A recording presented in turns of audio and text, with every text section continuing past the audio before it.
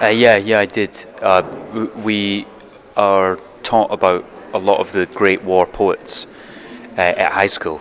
So yeah, I knew who he was and knew his poetry had a very distinctive, very stark expression running the whole way through it. So yeah, no, I knew who he was. Oh yeah, I don't think anyone else could have done it because it basically is Terence. Sassoon is Terence. He's put himself throughout that film, and it became very apparent very quickly that although I was called Siegfried Sassoon, I was basically playing Terence. And it's a period that I think Terence adores. He adores everything about it, everything about what people wore and how people lived, and music and the poetry of that time. So yeah, no one else. I don't think anyone else could have made this film. No, the tone was very difficult. The tone, Terence wanted a very specific tone that was very in keeping with that time, and of course, being from 2021, it's a little bit difficult.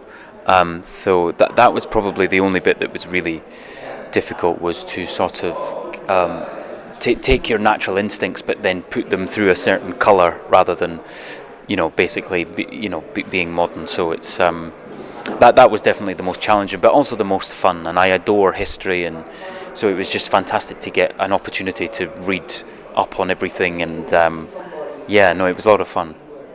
I think the war affected him immensely. I think it must have done to all people of that generation. And I think you existed before the war, and then you existed after. There was the you before and the you after.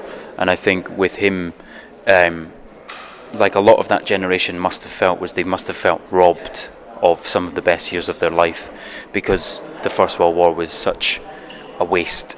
And I think he very obviously started to think that himself during the war, and so to take the stand that he did was an incredibly important and brave thing to do. But I think that's what the film says in many ways, is when you get to the end of the film, it's that no matter how hard he and people like him tried to reinvent themselves and keep going, this horrific thing that had happened had just taken so much out of a person that it was impossible to put yourself back together. I think it's important, obviously, for the period, and that obviously being gay or openly gay was, a criminal offence at that time. So I think that is an important part, but I think it's more to do with just love in general, and how his love, his pursuit of love, really did drive him and disappointed him all the time. I think the fact that he was gay, plays a part historically, but it's sort of irrelevant. It's more to do with the fact that those that he pursued always disappointed him, and it was just another thing in his life that made him feel unfulfilled when he got to the end of it. But that's good to know. I've never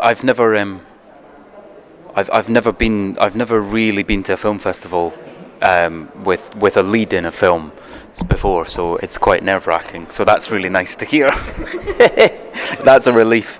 But to be here in San Sebastian is just fantastic. Forget I'm here with a film. Just to be here is just wonderful, and it's the place is an inspiration, and as a Scotsman as well, it's great to see small places doing really big things, and so it's a real privilege to be here. And I've only been here not even 24 hours, and I just want to stay.